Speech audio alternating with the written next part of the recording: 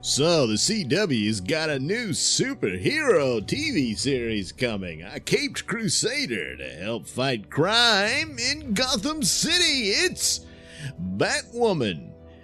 And by the way, she's a woman. That's right. This is not Batman, it's Batwoman. Did I mention she's a woman? Yeah, she's a woman. That's important. You'd better pay attention to that, because that's really all you need to know, is she's a woman. And a lesbian. But a woman. Yeah, a woman. By the way, remember, she's a woman.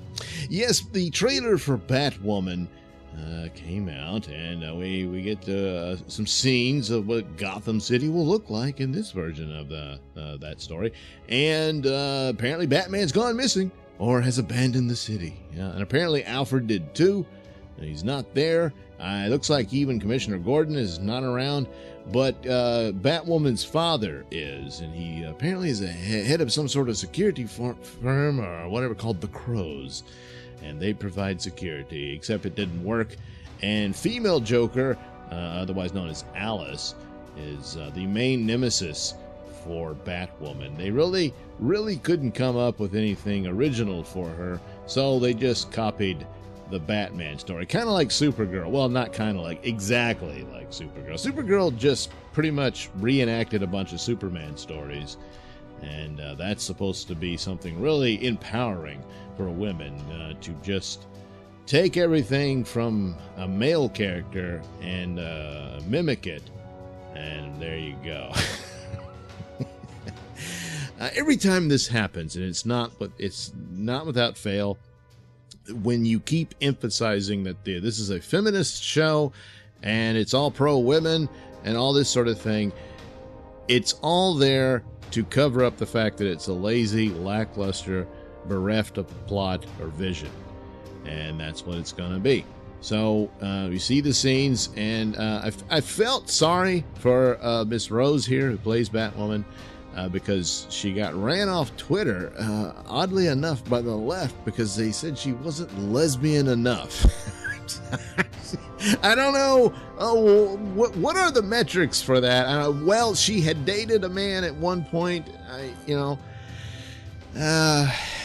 Yeah. Okay. So, let's see here. The eventual outfit that she wears does look a lot like the Batwoman suit from the comic book version, and probably one of the ones that's the closest as all of them are. So that was kind of good.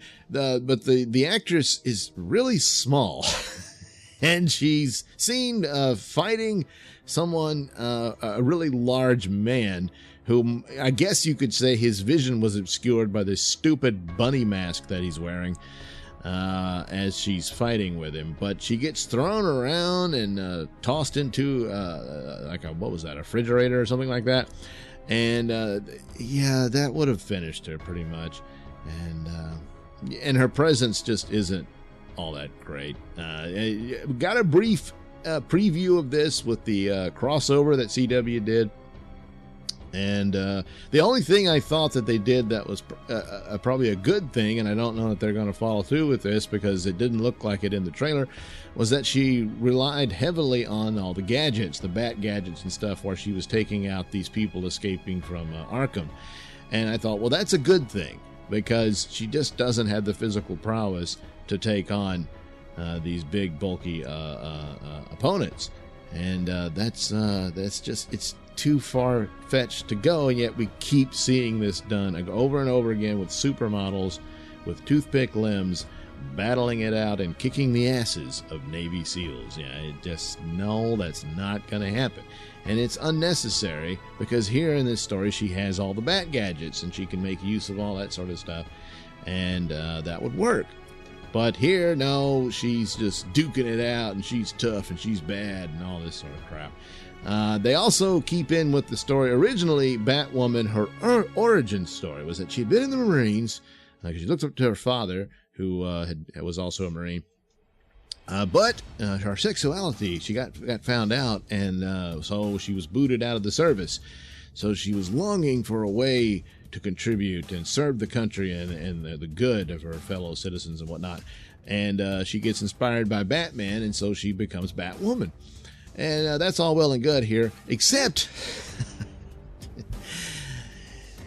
it's no longer against the rules of the military to be openly gay. So gay people do serve in the military. They served at the time, but they had the don't ask, don't tell deal and all that sort of thing. So if you were found out, oh, you got booted anyway. And that was the story for her character. That no longer really applies. And I don't know how old Ruby Rose is, but she looks pretty young. So I don't know if that really would have applied. But as you get further away from those times, I don't know, they're going to have to rewrite that. And I don't know, you could probably say she had an affair with a superior officer or something like that, and then that's a no-no, whether it's a hetero relationship or not. And that could be, but then you can't really make any kind of a political narrative out of that. So, and that's all they got, because this thing looks terrible. It seems like they borrowed some locations that was used in the Nolan films, but oof. I will say the Batcave does look a lot better than the one they used in the Titan series. This one looks, well, not by much, but it does look more like a Batcave than that one did. And but the Batsuit looked kind of weird, and it even looked like it already had breasts in it. But it was just this constant reinforcement of she's a woman. She's a woman. By the way, she's a woman. And it's just that, and even the song singing, I'm a woman, you know, and it's just, all right already. It's in the title. She's Batwoman. God. And stole the trick from Captain Marvel, where we learned in Captain Marvel that the word hero has the word her in it. But guess what else has the word her in it? The word here. That's right. If you take the E out. See? Yeah. Oh. And that's all they got. That's all they got. And then she's mistaken for being Batman, although it looks like he's shrunk in the wash. And so everybody's excited. Oh, Batman's back. And then she's upset. They think I'm him. I'm not going to allow a man to take credit for a woman's work. It's all his stuff. You stole his clothes, his Batcave, his weapons and tools and whatnot. This is so stupid. And but oddly enough, appropriate for today's feminism. So again, this is all they've got, and that's why it's pretty much dead on arrival. And that's too bad, because a idea of a masked vigilante type story like they did with Daredevil and the first season of Arrow, which was pretty damn good, and then it just, I don't know what happened. The stupid got into it and went bad. So you would think you could make this work. You could make a pretty good series out of it, even with a small budget. And no. I mean, I've saw them destroy Supergirl. I've saw them destroy Black Lightning, and this will be no different. How the Flash has remained. I know that people say it's just as SJW. No. Oh, it's mentioned here and there, but good God, it's nowhere near to the extremes of Supergirl and Black Lightning. Nowhere near that. And how they managed that all this time, I don't know. But somehow they did. And was hoping they would be kind of, but this is what the trailer gives you. This is the message they give. This is what the show is. And that's it. So, means they got nothing. Now, there could be another trailer that might help out and show a different light to the series, that there's more to it than just sermons. But I'm afraid sermons is pretty much all they've got to offer. But maybe it's just me. Maybe I'm being unfair. Maybe there's an audience out there that's really looking forward to this. And well, when you go to the CW Network YouTube channel where you can view this trailer for the first look trailer for Batwoman, let's see, it got 51,000 likes. There you go. And 177,000 dislikes, at least at the time that I'm recording this. So, oh, that's bad. That's, okay, I just added another one to it. So, but maybe, just maybe, they could put out another one that gives you a better look at more story here, but no. Besides, once again, the same CW template. She has Luke Fox, not Lucius Fox, but I'm guessing Luke Fox is Lucius Fox's son, and he's the tech nerd. So he'll be the tech nerd that's part of Team Batwoman, and I guess her dad will eventually come into this one way or another, and he'll be Luke Fox will probably do the Chloe bit where he's talking in her earpiece and telling her, you need to go here, you need to go there, and all that kind of stuff. Which, again, comes back to not only does she have to steal a man's identity, his stuff, his home, his car, his devices, all the stuff he came up with, his clothes, but she needs a man to back her up. So, once again, in your attempt to empower women, you end up more or less insulting them in this manner. And you don't, but they're just too stupid to realize this is a slap job. They don't have a whole lot apparently, and this is why you keep wrapping it up in some sort of cause. And so, therefore, if you do not watch the Batwoman show, it means you hate all women, and that's just the way it is.